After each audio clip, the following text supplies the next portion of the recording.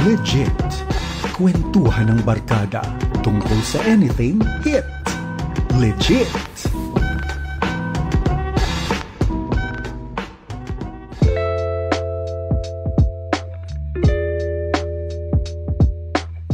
At ikaw pa rin ay nakikinig dito sa programa na kung saan ang kwentuhan ay hit. Ito ang Legit! Ako si Arwel Mendoza. At ako naman po si Kael Garcia. And now we are on the second part ng ating discussion. But bago tayo magtungo kay Ate Arla, Kuya Aro, pwede mo ba kaming bigyan ng konting insights, learning from the last week na naging topic na? Ay oo, napakaganda ng ating kwentuhan last week dahil inalam natin ano ba yung dahilan kung bakit maraming mga kabataan katulad natin ang stagnant sa buhay. And gusto kong i-share yung isa sa mga highlights ng interview natin last week kasama si Ate Arla. Natutunan ko yung kailangan talaga na alamin mo muna yung mga factors bakit na-stuck up tayo sa buhay, which is alamin muna natin ano yung values at ano yung ating vision. Kasi sa values, kailangan mo munang identify your identity. Importante talaga yun at doon napapasok yung vision. Gaano ba kahalaga yun? Ano ba yung dahilan bakit mo ginagawa itong bagay na to? And isa rin sa mga natutunan ko, nagiging stuck up or nagkakaroon ng stagnant na buhay tayo kapag yung mga ginagawa natin ay routinary na lang. Yung tipong wala ka ng creative space. Diba? You do it over and over again. Oo, paulit-ulit. Ikaw ba, Kael? Ako yung natutunan ko yung dalawang tanong na binanggit ni Ate Arla. Number 1, who am I? So, ano ba yung purpose ko? Bakit ba ako na-create? Na-create ba ako just to conform dun sa need and norm ng society? Probably not. Kasi sabi nga may sariling plano ang Lord sa atin. So, i-embrace natin yon. Pangalawa, where am I going to? So, saan ba yung journey mo? Sabi nga ni Ate Arla, ang buhay hindi siya karera, hindi siya kompetisyon. I-enjoy mo yung proseso. Kaya sabi nga, ang term nga niya, journey. So, i-enjoy natin yung journey natin. So, without further ado, we will enjoy our conversation sa ating talagang legit guest na talagang bibigay sa atin siya ng mga talagang malamang mga sagot sa ating mga katanong. Kasi ang dami pa nating nilatag na mga tanong. Na mas lalaliman pa natin. Syempre. So, without further ado, wag natin banggitin yung mga credentials. Kasi napakadami. At syempre, alam na din ng ating mga guests yan. So, syempre, siya po ay kaagapay natin. So, ayun na lang siguro. Kaagapay natin sa ministry nga po ng 702 DZS. Without further ado, let us welcome once again Ate Arla Fontamillas. Hello, Ate Arla. Hello. Aru and Kael. Talagang nagustuhan ninyo, ha? Talagang, I really love the summary. Alam nyo, pagka may ganyan, yung kayo na mismo, yung nag-articulate ng mga bagay na natutunan ko, sobrang sa akin, yun yung success ko. Success, yung nakikita ko na nakuha nyo, yung pinag-usapan natin last week, tapos na-summarize nyo siya, para akong, wow, thank you Lord, kasi na-figure out ko nga na ang aking life purpose ay to share information and ideas so that people can make wise decisions. Ayan. Totoo yan, ate. Hopefully naka-make kayo ng wise decision. Of course. Ang ganda nung summary. So, pinag-usapan nga natin yung values, no? Yes. I think I've talked about lengthily about values. At sabi nyo, daming tinamaan sa amin, ganyan. Sana po kami doon. Kasi totoo naman talaga, 'di ba? Ang dami nating mga bagay na pinoproblema, hindi talaga 'yun yung tumbok kasi ayaw nating we entertain ourselves with so many things, pero we do not really look into ourselves. Why? Not a lot of people do that because they will be scared of what they will find out. And for sure, Opo, and for sure yung ating mga kaagapay, marami ring mga takeaways and na-share na rin nila last week yung kanilang mga natutunan from our part 1 nitong ating pinag-uusapan. So, Ate Arla, to continue itong ating topic for today na kaya ba today or overcoming stagnation. So, sa first part, yun nga, inalam na natin ano yung mga factors ng pagiging stagnant. Ngayon naman, sa iyong obserbasyon, Ate Arla, can you share to us, ano ba yung mga, based on your observation, ate, ano ba yung mga typical symptoms na pwede nating makita sa isang tao at masasabi natin, ako pala stagnant na? Ano ba yung mga common symptoms na pwede nating makita? Mga manifestations. Yes. So nabanggit na natin yun, no? Na routinary na yung buhay. Yes, that's wala one. nang space for creativity. Pangalawa, kapag naka-autopilot na kayo, no, which is related to routinary activity, yung hindi na kayo na-challenge, hindi na kayo nag-iisip. Pangatlo, lumiliit yung circle of friends ninyo or circle of engagement ninyo. That's one major. Okay. Kapag kunyari, yung kausap nyo na lang, pareho lang ng ginagawa ninyo, pareho ng ideas ninyo, usually nagiging stagnant ng tao pag ganun. Kaya nga kapag tatanungin niyo ako mamaya on how to overcome it. Yes. I'm getting ahead of myself. Pero usually, nabanggit ko rin yan last week, di ba? Sabi ko, huwag kayong magkaroon ng sariling mundo. Mix with people who do not share the same ideas with you.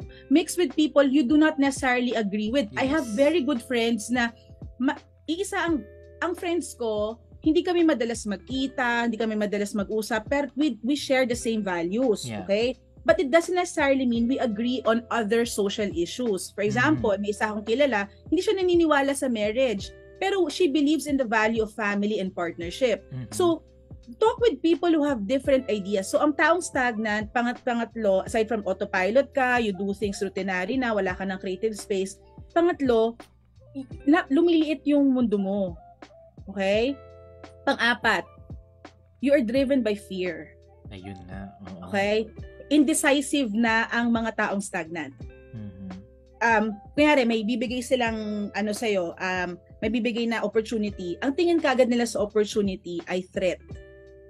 Okay? May tinatawag tayo sa business parlance na growth mindset versus fixed mindset. Okay? Yung mga fixed mindset, usually, ang kinukuha lang nila ng mga projects, yung alam nilang mananalo sila, magiging successful sila, magaling sila doon. Ang taong may growth mindset, kahit hindi nila kayang gawin, sabihin nila, sige, let's do it, try natin. Pag nagmali, sorry, gawin na lang natin bago ulit. At least tinry.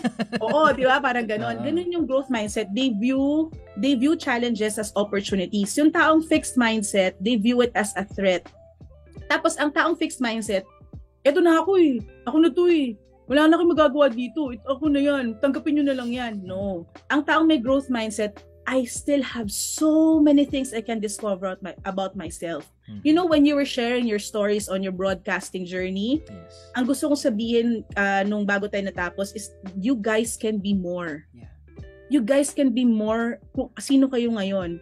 Pwede pa kayong mag-add ng further studies. Kasi like when you're a journalist or a broadcaster, the ideas that you're sharing to the public change lives.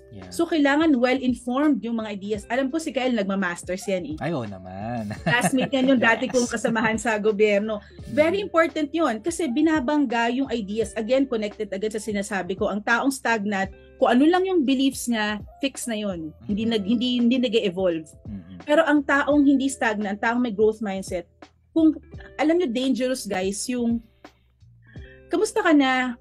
Yun, ganun pa rin. Ayan. Ate Arla, in relation to that, actually last week ko pa ito gustong itanong sa'yo. Kasi, 'di ba, yan nga, pag tinanong, kamusta ka na ito, ganun pa rin. Ano yung masasabi mo sa mga ganitong thought na hanggang dito na lang ako wala ganito na yung kinalakan ko, hanggang dito na lang ako. So, tingin nyo, Ate Arla, ano yung hugot nun sa inyong obserbasyon? Bakit marami sa mga kabataan ngayon na laging ganun yung mindset? Wala hanggang dito na lang ako. Eto lang ako Again, driven by fear, driven by trauma. Tapos yung iba din doon, walang sense of gratitude, walang sense of who they really are. Kasi kapag nakita mo talaga kung sino ka kay Kristo, maiintindihan mo, hindi ko pwedeng ganito lang. Pagka nakita mo na may magandang plano ang Panginoon sa'yo, hindi ka matatahimik. Para kang nasindihang yung what you call this, like or electric charge, no? All right, okay. Kailangan meron kang kalalagyan, yung parang ganun. Once na makita mo yung identity mo kay Kristo, kadalasan yung mga taong ganito na lang ako, hindi nila naiintindihan, again, driven by a sense of security. And again, informed by a sense of trauma. Probably you have a painful experience na pinagdaanan. Ngayon, yun yung response mo doon, pwede mong baguhin. Okay? Hindi ka defined nung trauma mo. Hindi ka defined nung painful experience mo. Alam mo kung saan ka defined? Kung ano yung response mo doon sa painful experience mo. Doon ako nainis sa mga trauma kwento na parang, kasi po may trauma po ako ganyan. Ano naman ngayon, lahat naman tayo may trauma. Wala naman akong kilalang taong walang trauma. Yes. Ang difference ng taong na-stuck sa stagnant sa taong nakapag-move forward from their trauma is their response to it. Wow. Okay? Big word, response. Yes. Ang gusto ko dito, on a Christian perspective, hindi tayo manipulated or controlled ng Diyos. We have free will. Yeah. When the Lord has given us stewardship over this world, sabi niya, I will not do anything here na ako lang, na parang kinokontrol ko yung mga tao. It's always in partnership with humans. We have a choice. You have an agency. No? Kabataan, gusto kong sabihin sa'yo, huwag mong iasa na, baka kalooban ng Lord kung mag-asawa ko, baka kalooban ng Lord na makapasok ko sa ganito, baka kalooban na doon na yumaman ako, baka makatiming, makaswerte, makachamba. God does not work that way. Yes, He's a very proactive, initiation-taking God. He's a risk-taking God. And He wants you to partner with Him. Correct. Mindset yan, bro. Kaya tinanong mo sa akin, ate, ba't maraming ganun kabataan? Kadalasan paminsan yung maling theology. Yeah. Na, Lord will do it. I'll just sit on the sidewalk and then work with God. And then if God will include me in that work, sama ako, papadala ako para go with the flow. No. God asks you with a choice. Are you going or not going with me? Are you coming or not coming with me? You have an agency. You have a choice. Yeah. Okay? Your choice will define how your life will go and how your life will flow. Nung sinabi ng Lord sa akin, sige, 2019 pahinga ka before the pandemic. Sabi ko, sige Lord, first 2 days ng 2020, before all these things happen, nag-date ako kay Lord dito sa kwarto na to, this very same room. Di ako I only went out just to eat, no? But basically, nag-semi-fast din ako. So, Lord, gusto kong maintindihan na pinapagawa mo sa akin. And then the Lord gave me a choice. Will you go back to your old life or are you gonna create a new life with me? And I made that very important. And the Lord is telling me, walang ibang magdidesisyon ng buhay mo kundi ikaw. Hindi magulang mo, hindi church mo, wala. They will inform you, they will journey with you. Very important yan ha. Community is very important. Di ko sinasabing hindi yan importante. But that agency and the choice begins with you. Where do I want to take my life? Ito na yung part 2 bro, yung vision. Yan. Kaya maraming hindi makamove forward kasi hindi nila alam kung saan sila pupunta. Maraming tao hindi nila nag-define na successful na sila kasi hindi nila define kung ano yung metrics ng success para sa kanila. No? Maraming taong ganyan. Bakit? Kasi kung nag-fail sila, absuelto sila. Wala naman akong sinet na standard. Chill lang. Ganon, diba? Yun yung mga ganun tao. Driftwood yun. Kasi, wala kasi parang parang chinit sheet mo. Yung parang, hindi naman ako naglagay ng bucket list. Di wala naman standard. So, kung ito lang ako, 40 na ako. Okay lang. 40 na ako. Wala pa rin ako tinong trabaho. Wala akong savings. Wala akong asawa. Okay lang ako. Parang, kasi hindi ka nag-set ng standard, no? So, again, bring out your paper. Yan. Game. Okay, di ba tinanong ko last week, what are the things that are constant in life? And what gives you life? Ito naman, looking at 3 years from now. 3 years from now, I want you to draw how you want your life to look like. Wala akong rules. Drawing mo. Meron na ba akong at least, and guys, 3 years lang ha? Kasi dati, pumapayag pa tayo sa management principles ng 5 or 10 years. But with the way things are going right now, with the introduction of ChatGPT and AI, things are changing very, very fast. Everything is evolving so fast. So, pinakamatagal na yung 3 years. Okay? So, dapat realistic din tayo. I mean, totoo ba, with the amount of income that you have, in 3 years time ba, magkakaroon ka ng 100,000 pesos income? And be very specific with what you want. Okay. Be very, very specific.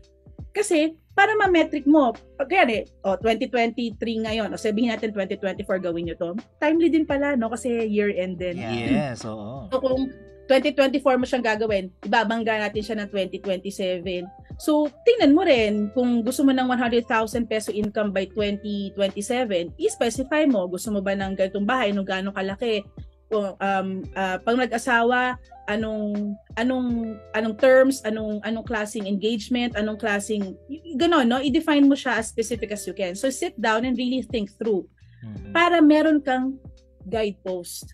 'Di ba sabi yan sa Habakkuk, without vision, in Proverbs, no? Without vision, people perish. Also in Habakkuk, 'di ba? Write down the vision and see it come to pass. Unless you define your vision, you will not see it come to pass. Wow. Hindi to tsamba, guys. Yes. So yung stagnancy mo, baka sakaling makachamba ako, lalabas na rin ako sa stagnancy na to. Walang mangyayari sa'yo if you don't set realistic goals. So once you set a vision, i-break down mo siya. So may picture ka, vision. Pagka drawing, feel free, be like a child. Mangarap ka, go. Okay? Tapos, i-break down natin sa goals. Alright. Actionable goals. Year 1, kung ang aim mo, by year 3, 100,000 pesos ng income mo, year 1, anong pwede mong gawin? Magsa-side hustle ka ba? Magsa-startup ka ng online company? Mag-online selling ka na ba? Ano gusto mo? Diba? Pamay na lang po, guys. So, ganun ba gusto mong gawin? Para by the time na year 3 ka, may 100K ka na a month. Diba?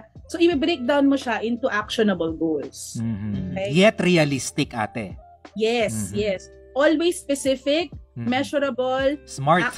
Yes, actionable, realistic, and at the same time time-bound. Ang problema sa maraming young people, kasi yung idea ninyo ng time as opposed to mga ate at tita na kagaya.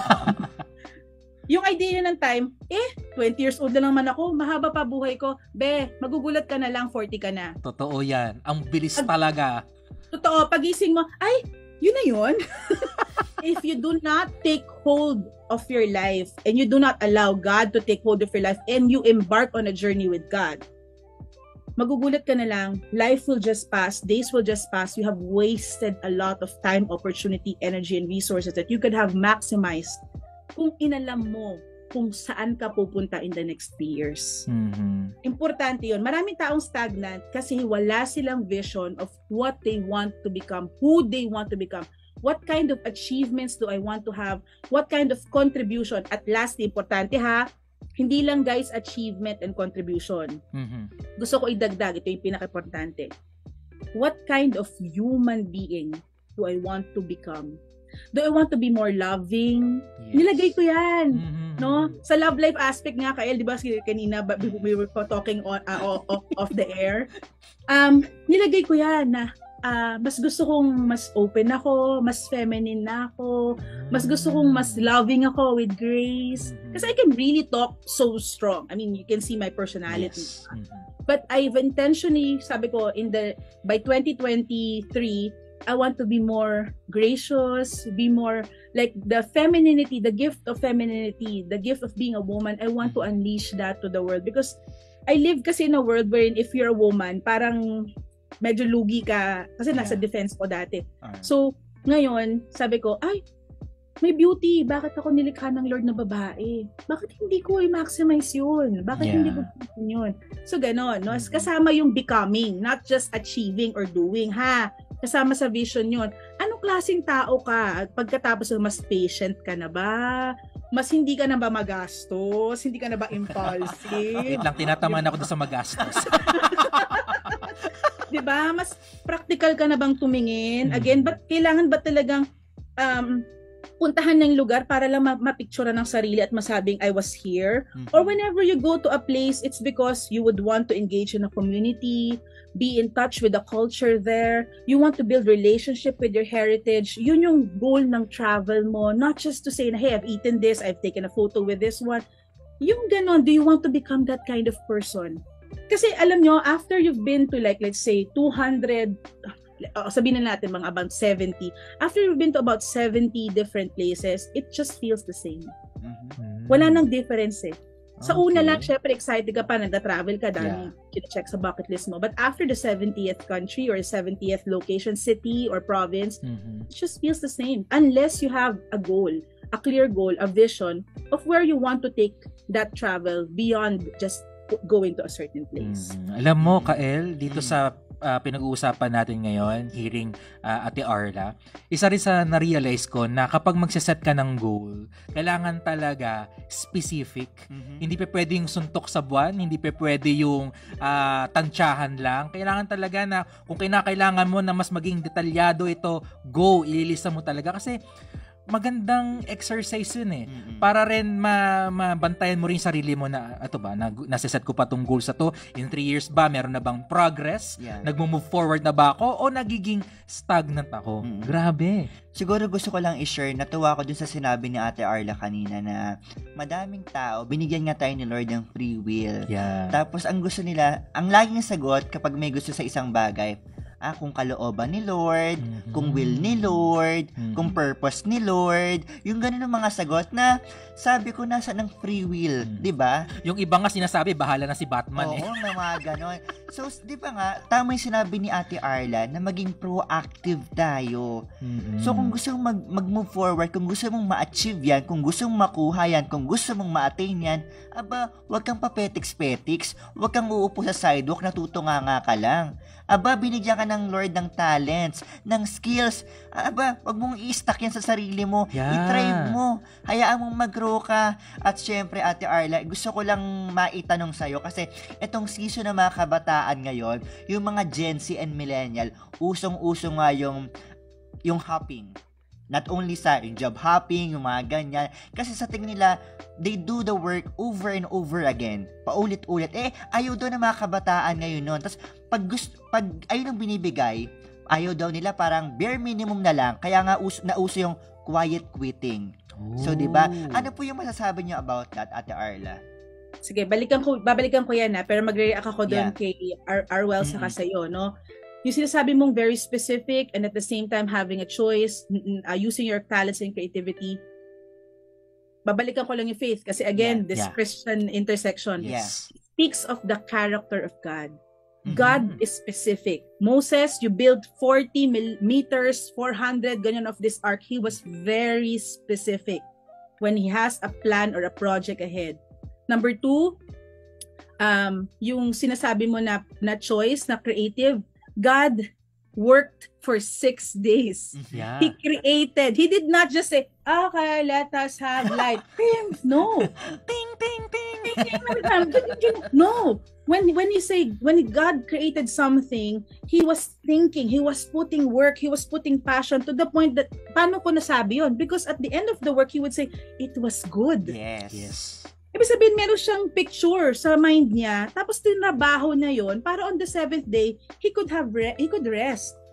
Ngayon, yung tanong mo sa akin, Kael, related doon. Bakit marami nagka-quiet quitting? Kasi una sa lahat, yung work nila, hindi nila kinakabit sa vision nila. Ayun. Okay? Yung work mo, that's not the end all be all. May higher vision ka eh. Bakit ganda trabaho? Pag tinanong mga tao, kasi gusto kong tulungan si mama, kasi si mama lagi na lang pagod, ganyan. Ikabit mo. Ngayon, do you intend to stay there for 5 years? No. Stay there for 3 years. Or 1 year, let's say. Anong intention mo dyan? Makaipon ng ganito? Matuto ng ganito? Maging clear ka. Para makamove ka, use your work as an opportunity to move you to the next step towards the vision that you have of yourself. Wala kasing ganun eh. Pwede kang maging entrepreneurial kahit empleyado ka. Ang entrepreneurial, solutions provider siya. Empleyado ka. Huwag ka lang basta, binigyan ng trabaho, sige, akin na po, gawin ko. No. you can have a very exciting job whenever you're given a problem or a challenge and you provide a solution. Yeah. Actually, that's the reason you're getting paid for. That's the reason you're being employed, to provide solutions. Yeah. Not just to copy ideas, not just to parrot your boss. You're there to provide solutions. Now, if you feel that you're in a space that you no longer see that you are being creative, so mag-prepare ka. Mm-hmm. Mag-submit ka na ng resume, maghanap ka na, at huwag ka namang aalis nang wala kang ipon na ano. Ang isa kong most practical is that before you leave a job, make sure that you have at least 6 months of your living allowance. Let's say, kung every month ang kailangan mo 30,000 para mabuhay kayo ng pamilya mo ng matino, so kailangan meron kang 180,000 sa savings mo bago ka umalis ng trabaho. Okay? 6 months ang ang pinaka tao dito, parang proof mo para hindi ka masyadong ma-stress kung sakaling hindi ka agad. Or mas maganda, maghanap ka na ng trabaho bago ka mag-resign. Yeah. Okay? So, the quiet quitting is because you do not have a higher vision for what you're doing daily. Ikabit mo siya sa vision mo. Ikabit mo siya sa mga life goals mo. Para meron patutunguhan yung ginagawa mo. Kasi guys, okay, ayaw nyo ng ganitong trabaho, ayaw nyo ng routinary. Anong balak nyo gawin sa buhay nyo? Yun nga. Ano mas maganda? Yung may ginagawa ka, yung nakatunganga ka. Tapos wala ka pang pera. Yeah. Di ba? Ang hirap. Reklamo ka. Mas mahirap kayo nakatunganga at walang pera. Mas okay na yung nagtatrabaho ka, may pampasok income sa'yo, tapos gawan mo nga ng i-adjust mo siya. Again, balik ako sa values and vision. Okay? Kaya para ang goal natin, you will have multiple rest or shalom. Each day. Guys, pagkatapos ng interview na to, I'll just do a banking errands. I will have a family dinner kasi may birthday yung aking pinsan. And I could tell myself at the end of the day, I would have shalom. Bakit? Kasi I did a good job. Yes. I can tell myself every night, I did a good job. I can tell myself at the end of the week, I did a good job. Hence, I can rest. That's shalom. That is the design of God in the Genesis. At ang goal natin, gayahin natin ng Diyos, we have multiple shaloms in our lives. Yeah, and then we can start again another cycle tomorrow and say, I did a good job. I did a good job. And if you did not, no, thank you, Lord. At least there's a grace. I failed today. I can do something better next day. Kaya importante na we always celebrate even the small victories. Yes, diba? Hindi lang nakukulong sa malaki ang achievement. Even nga kapag nakakapag-move forward ka, celebrate mo yan dahil hindi naman talaga pabilisan ito katulad ng napag-usapan natin sa ating mga episodes. Hindi to pabilisan journey ito. And kinakailangan talaga na maging proactive tayo and we are called to move forward. At marami tayong kailangan gawin para hindi maging stagnant yung ating buhay katulad ng sinishare sa atin ni Ate Arla. Alam mo ba, natutuwa ako kay Ate Arla kanina kasi hard truth talaga yung sinasabi niya. Kaya mga kaagapay, mga kapwa ko kabataan, makinig kayo para tayong meron tayong Tita of Manila na kumbaga parang nanenermon pero nanenermon with love. Kasi ito talaga yung katotohanan na dapat nating ma-realize.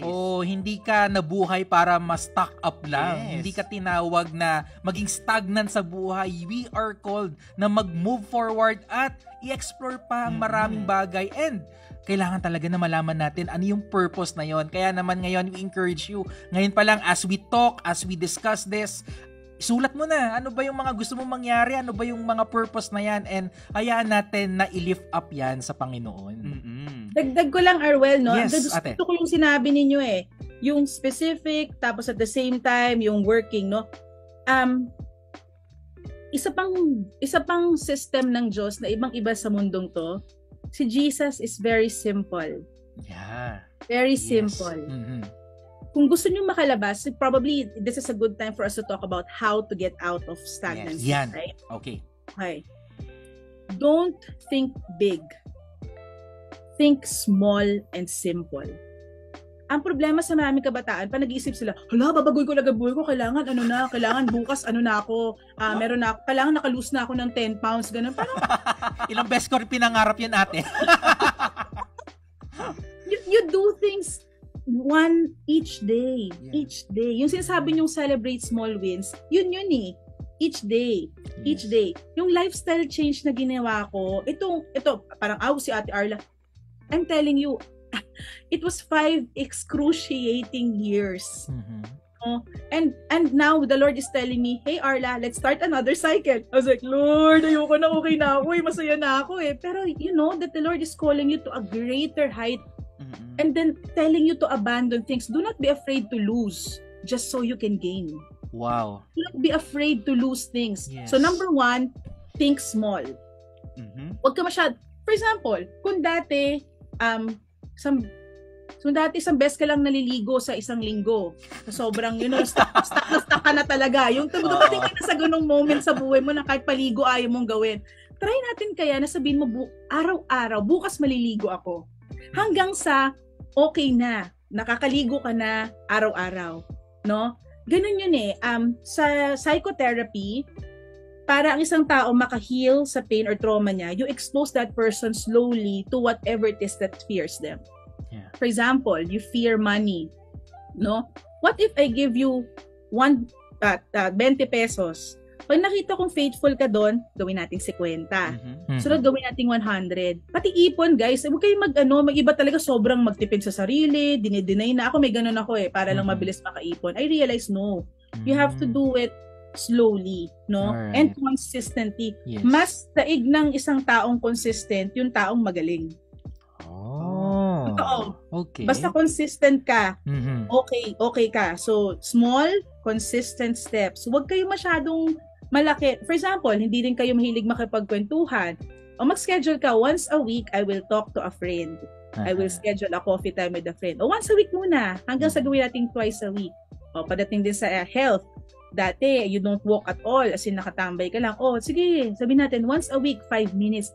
5 minutes lang. Kahit ang gagawin mo lang, gumanon, ganon. Okay na yun, be. Totoo yan. Pag bore ka na sa 5 minutes na nakaganon, dadagan na natin ng medyo cardio na 10 minutes. Next level naman. Correct. No? That's how to get out of the stagnant state. Don't think big things. Think very, very small. Isa yon sa mga aspects na pwedeng pag-alis sa stagnancy. Tapos very important ang writing it down. I cannot fully emphasize, alam ko hindi lahat ng tao writer, okay? But there is something about the word. Tinatanong ko rin ng Diyos, sabi ko, Lord, bakit ba may word? Bakit tawaging word, no? There's always something about the word. So, may mga tao, they can write it down so it is easily be seen. Kung hindi naman kayang isulat, i-drawing, o kaya i-record. Okay, write it down. Then number 3, look for friends. Look for friends who want sincerely and seriously the best for you. Yes. You cannot do it on your own. Imposibleng makaalis sa stagnant state ng mag-isa. Kailangan mo ng kaagapay. Yan. Agree diba? Tayo dyan. Yun. So basically, yun muna. Ayoko munang basta simple lang, small steps. Tapos yun nga, you write it down para meron kang nababangga mo, nakikita mo, yun sasabi mo kanina, Arwel, no? Tracking your progress. Yes. And number 3, you have people who you can be seriously accountable with. Ayan. Napaka-importante nung 3 points na yon, no? Yeah. Think small, tapos write it down. Nako, kailangan nating maging mapagsulat pala after nito. I-journal na natin lahat. At yung importante, kailangan may accountability group tayo. Kasi hindi naman talaga natin kaya na mag-move forward ng mag-isa lang. At saka, Kuya Aaron, natutuwa ko, yung term na consistency. May mga tao kasi na yung tinatawag na ningas kugo. Ayun. Sa una lang magaling, magpapabibo sa una. Ito todo. Pero hindi nasusustain, hindi tuloy-tuloy. Pero tama yung sinabi ni Ate Arla, daig talaga ng consistent na kahit papano, each day, each month, diba, na susustain niya. Kaysa naman sa una ka lang binuhos mo yung effort mo and at the end, nawala. So, sino mapo-frustrate? Ikaw rin at the end. Oo. Tapos wag din, I don't know about our generation. Ako, nag-struggle din ako doon. You don't have to broadcast everything to the world. Yes. Agree. Totoo yan. There are beautiful things that are happening. Actually, transformation and growth happens in the secret, silent spaces. Yung mga walang masyadong nakakakita, yung mga paminsan ikaw lang saka ang Lord nakakalam, and a very, very small group of people who are looking after you. You don't have to broadcast everything to the world, no? Hindi mo kailangan sabihin lahat sa mundo. Find a space for yourself. And yun na nga, yung pagka stagnant ka, wag mong i-compare yung sarili mo sa iba. Wag mo i-compare yung journey nila sa journey mo. Balik ka lagi sa values mo, sa identity mo, balik ka rin sa vision mo at sa yung progress chart. Grabe, Kael, ang daming insights na naman, ang dami na naman takeaways. And Ate Arla, to conclude itong ating 2-part series ng Kaya Ba Today about overcoming stagnation. Sa mga kabataan natin ngayon, ate, na nakikinig o nanonood ngayon, to summarize everything, ano talaga yung gusto mong iparating na mensahe sa kanila, lalong-lalo na if that young people is facing yung stagnation or feeling niya, parang ganito na lang talaga ako. Ano yung pwede mong ibahagi or iparating na mensahe for these young people? There's hope. There's hope. Again, katulad sinabi ko last week, being stagnant is the most hopeful position you could ever be in. Paminsan, yung mga biggest lessons in life are not what you get when you're on top of the mountains, but when you're in the deepest valleys. Nandun yung lessons eh. Kaya wag niyong kakasan yan.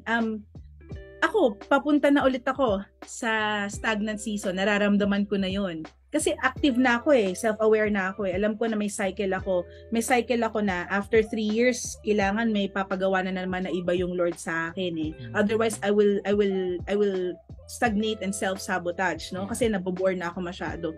So, wag niyong iwasan yung space na yan. Actually, it's a good sign that you are still alive. The fact na aware kayo, na stagnant kayo, it is a sign that God is talking to you, that God is about to do something in your life. Ang ironic lang talaga na parang takot tayong iwasan yon kasi part siya ng life. May point talaga na magiging stagnant. May kailangan lang talagang i-unplug. 'Di ba kadalasan kapag nagsa-stagnate siya kasi may bara, identify mo lang yon. Pero wala naman talagang tao na lagi na lang nagpo-flow eh. Walang ganun. Kaya nga you have to just be very aware of who you are. Self-awareness is very important and where God is leading you. At higit sa lahat, ang buhay natin ay nakakabit sa napakagandang istorya ng Diyos. Napakagandang istorya ng pag-asa.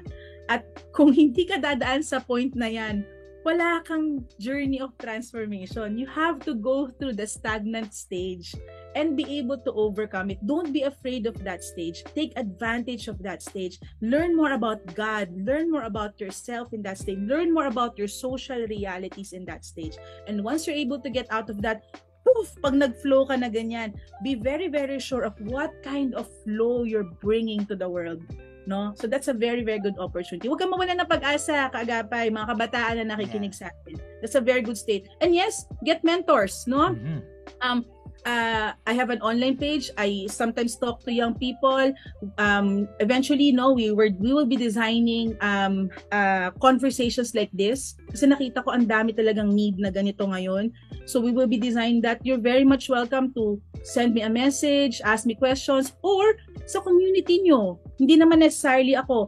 Find people that you respect. Find people na nakita ninyo ang buhay nila flowing. They are not scared. They are courageous. They are creative. Look for these people. And kayo mag-reach out. Ate, kuya, pwede po bang magkape tayo? Pwede po bang tanungin ko, kamusta na po kayo? Ano pong ginagawa ninyo? Pwede po bang tumulong magluto sa bahay? So, ewan ko lang kung hindi pa kayo ano yan. Walang gas. May pakinabang pa kayo. Ate, pwede mong pumunta sa bahay niyo, ako po yung maghugas ng pinggan. Just look at how they live their lives, how they take care of their kids, how they manage their finances. Ate, pwede po bang mag-volunteer ako kung taga-sampay, ganyan. Live with them, journey with these kinds of people, and then you will never be stagnant. Yan. Thank you so much, Ate Arla. Talagang napaka-meaningful. And I would like to share this, talagang nakuha kong learnings from you. Talagang from the last week and today's episode. So sabi ko dito, The season of stagnation, while challenging, offers a wealth of opportunities for personal growth and self-discovery. Remember that it is a natural part of life, and the lessons learned during this time can ultimately lead to a more fulfilling and purposeful journey. Embrace the stagnation as a chance to evolve and become a stranger, more resilient, and version of yourself. Yes, agree ako dyan, ha. Medyo na-pressure ako dun sa kanyang pa-conclusion, ha. Joke lang. Pero to add dun sa sinabi ni Kael, kaagapay, you can do better than that. You can be more. Yeah. We are, again, katulad nung sinasabi namin kanina, we are called to move forward. Yes. And lahat ng mga bagay na pinag-usapan natin ngayon, lahat yun babagsak doon sa pagsusurrender natin sa ating Panginoon. Correct. Kasi kahit gaano tayong karaming goals, kahit ng dami natin mga plano sa buhay, kung hindi naman natin isusurrender lahat ng ito kay Lord, it will be useless. Kumbaga tayo lang ang kikilos. At ang hirap kung tayo lang kikilos kasi talagang mabilis tayong ma-burn out. So again, nawa mga kaagapay, mga ka-legit, marami kayong natutunan sa ating pinag-usapan ngayon. And we hope after this episode, you will move forward. May encourage ka na magpatuloy dahil marami tayong pwedeng ma-explore, marami tayong pwedeng matutunan, at marami pa tayong dapat pang ma-experience para mas maging maayos, di ba, ang ating buhay. So, Ate Arla, bago ka namin bitawan, sa mga kabataan na gustong makipag-interact sa'yo, gustong i-follow ka, at saka ba nila pwedeng i-contact or i-follow, ate? I just have one page, which is Arla Fontamilla sa Facebook.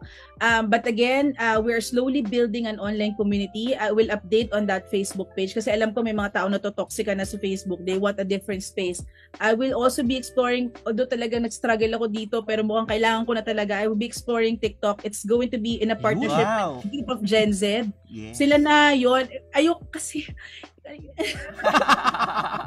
hindi ko na kaya. Kumbaga hindi...